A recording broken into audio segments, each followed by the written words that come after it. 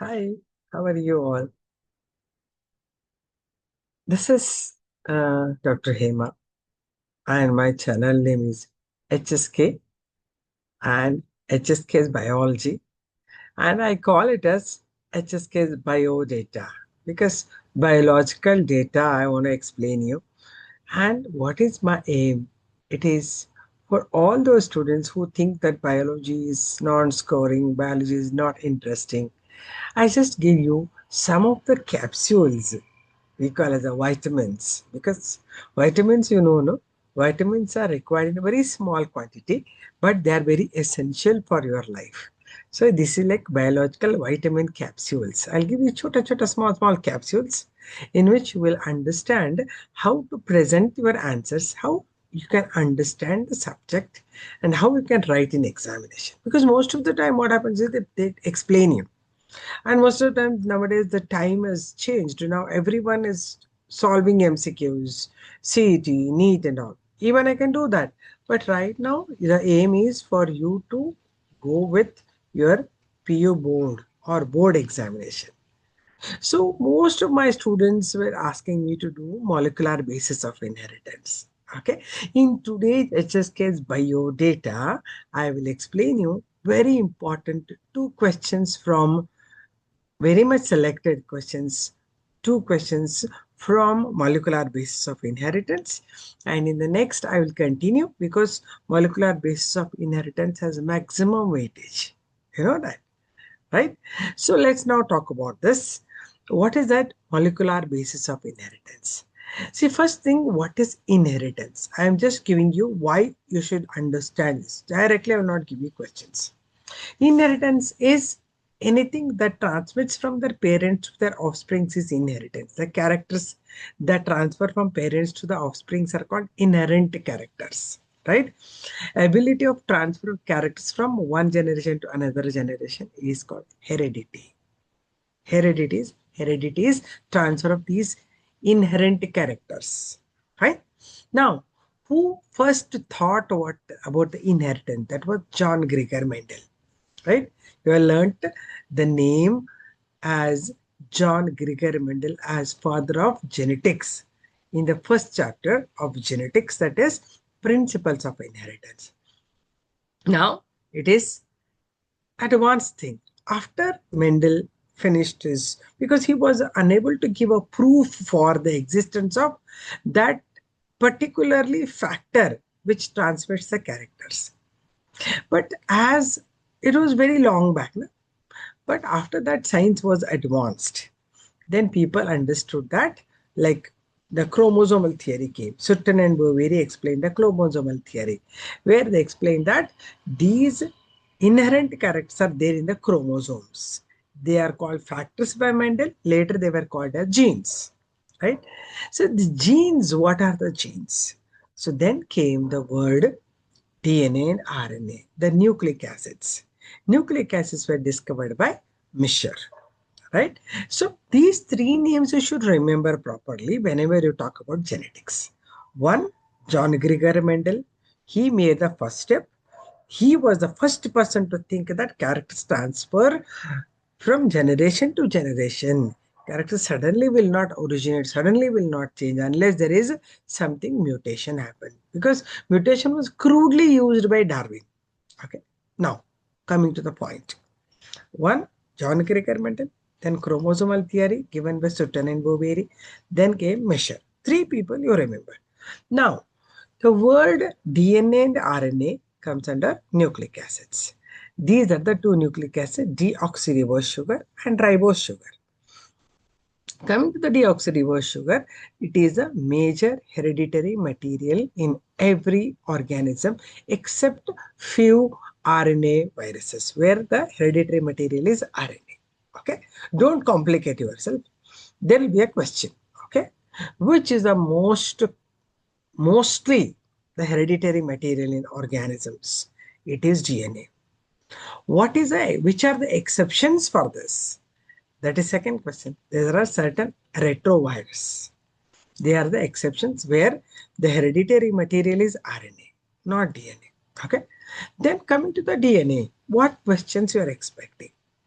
So DNA is a hereditary material which is having double-stranded nucleotides that are forming a chain. Then what is a nucleotide chain? So nucleotides are the units of DNA or units of nucleic acids. What is a nucleotide? Nucleotide consists of three units. One is sugar, one is nitrogen base. These two are there first. Then comes a phosphate group. The sugar is pentose sugar. This is pentose sugar.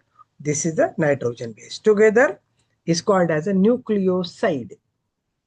Then comes the third tail-like thing that is called, this is the third one you consider. This is the phosphate group. Sugar and nitrogen base is called nucleoside. When phosphate group is there, it is called nucleotide. Remove the phosphate group, it is a nucleoside. Tell me now, what is a nucleoside? One question again. Nucleoside is the part of nucleotide or nucleic acid having only pentose sugar and a nitrogen base. Now, question is, what is pentose sugar? Pentose refers to pentose. You tell me, pentose is 5. A sugar having 5 carbon is a pentose sugar.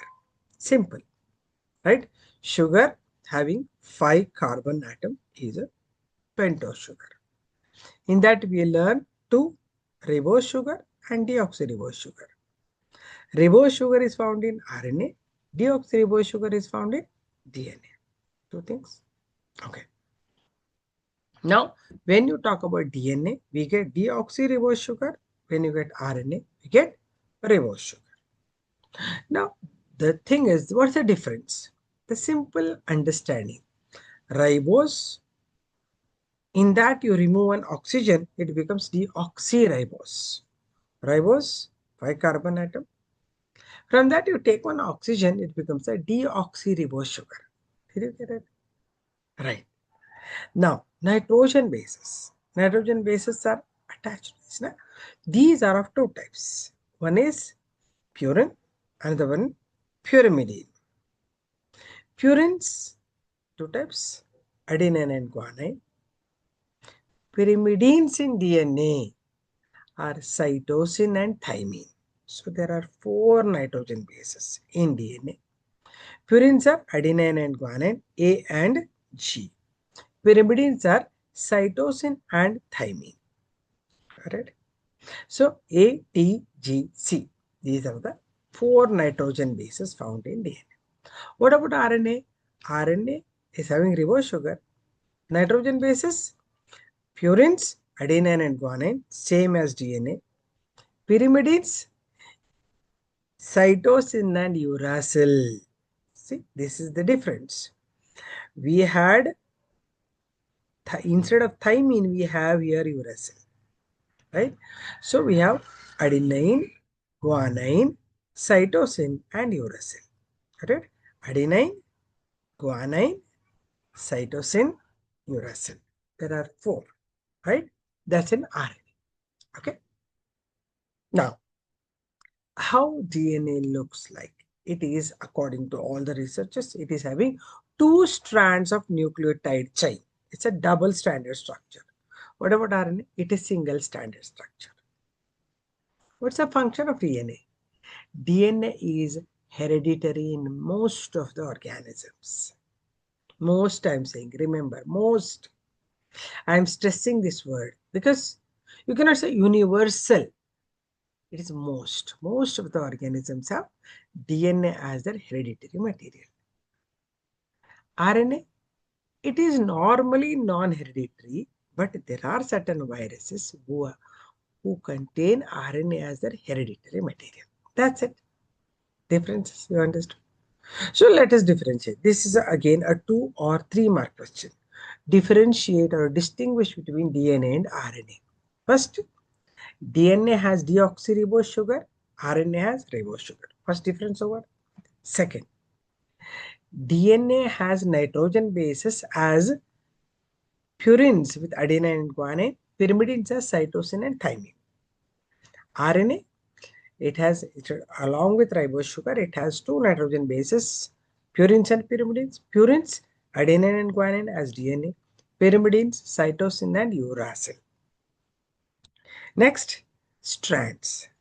DNA has two strands, RNA has single strand. Function, heredity. DNA is normally, in maximum organisms, it is hereditary. Means it transfers the characters from parents to offsprings. What about RNA? In few RNA viruses, it is hereditary material. Yeah. Then comes function. DNA helps in take part in protein. It will guide protein synthesis. What about RNA? RNA takes part in protein synthesis. Okay. Then about the DNA multiplication. DNA multiplies on its own. It is called self-replicating or self-duplicating. RNA? No, it cannot. It will be synthesized by DNA only. Correct? This is one of the questions I wanted you to understand. Differentiate between DNA and RNA. 5 differences I given you. If they ask 3-mark questions, you give 3 differences, 2-mark question, 2 differences, 5-mark question, 5 differences. Did you get it? Questions done. Easy? Done. Now comes next question, a 5-mark question. Who proved that DNA is hereditary? Because DNA, everybody say it's hereditary. But how it is proved? It was first experimented by Griffith. Griffith experiment. Later it was proved by Avery, McLeod and McCarty. Right? So what is that they did? First experiment done by Griffith, very simple. He was conducting experiment on Diplococcus pneumoniae bacteria. Right? He took 2 strains of bacteria. One, when you put it in the culture plate, a culture media, one was forming the smooth strain, smooth colonies. Another one was forming rough colonies. Colonies in the sense you think that one petri dish is there, in that some small bubble like thing will come. Those are called colonies. If you grow bacteria, in that you put the food for the bacteria, they grow on that. Those forming smooth surface are smooth colonies. Those form chukke. Their surfaces, they're called rough colonies. Right? Smooth colonied bacteria he called S strain. S for smooth. Rough colonies he called R strain. R for rough. Okay. Now, what is their character? Smooth strained bacteria, S strain bacteria, if you inject in mice, mice develops pneumonia and it gets killed. It's harmful. So he called this as virulent strain. Virulent refers to harmful strain. Kills. Right? Rough strain bacteria you inject in mice, mice remains healthy, unaffected. It is having no infection of pneumonia. So he calls that as a non-virulent strains. So 2 strains. One, imagine this one. This is smooth strain bacteria. Inject in mice, it causes pneumonia. It's virulent. Second one, it forms rough colonies, R strain. When you inject in mice, mice is healthy. It doesn't cause harm. This is non-virulent strain. Then, now, he first understood what are these strains. Then, in a mice, he injected the dead, heat-killed, smooth or S-strained bacteria. Nothing happened to the mice. Mice was all right. Means your heat killed anyway. It did not cause pneumonia. But to the same mice, which was earlier injected with dead smooth strain bacteria, he injected the live R strain. You already know live R strain. R strain is harmless. It's non-virulent. He was expecting nothing should happen. But for his surprise, mice again developed pneumonia and was killed. So what do you conclude by this? Griffith concluded that there must be something that was there in the dead S-strain bacteria that might have entered into the live R strain bacteria and converted the R strain into the S strains. And even he extracted S strains from the dead mice. Means there is something which is transferred from dead S strain to the living R strain and produced all S strains. This something which is transferred, he calls it as transformation principle. It is called transformation principle. That is transferred. It is called transformation principle. Right? That was a question mark. What it is? Is this a protein? Is this RNA? Is it a ribosome? Is it a DNA? There was a question. That time, the experiment was conducted by Avery, McLeod, and McCarty. What they did is they took the S strain, R strain separately in different vials, then added to the first one the S strains RNA, checked it. Are there any mutants or S strains formed? Nothing happened. So RNA is ruled out. RNA is not hereditary. Then they transferred the proteins of S strain to the R strain. There was no any new S strain formed there. So proteins are ruled out. Then they put the DNA of a strain from dead S strain. He found there were S strains formed in this. Although it is a dead S strain you are taking, dead S strain only, you have taken RNA and ribosomes, sorry, the proteins and the DNA. Once DNA has placed in the R strained vial, there were S strain microbes or bacteria growing there. Then there is a conclusion. DNA from dead S strain might have converted R strain into S strain hybrids or transformants. But is it DNA? How you identify? That time he took the DNA with the DNase enzyme. What is DNase enzyme?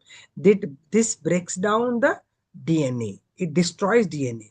DNA with the DNase enzyme of a strain. He injected, or he again placed it in the R strain vial. That time there were no new S strains formed. That means if DNA is broken down, DNA is destroyed, there is no transfer of characters. That means what? What did you understand? DNA only is the hereditary material.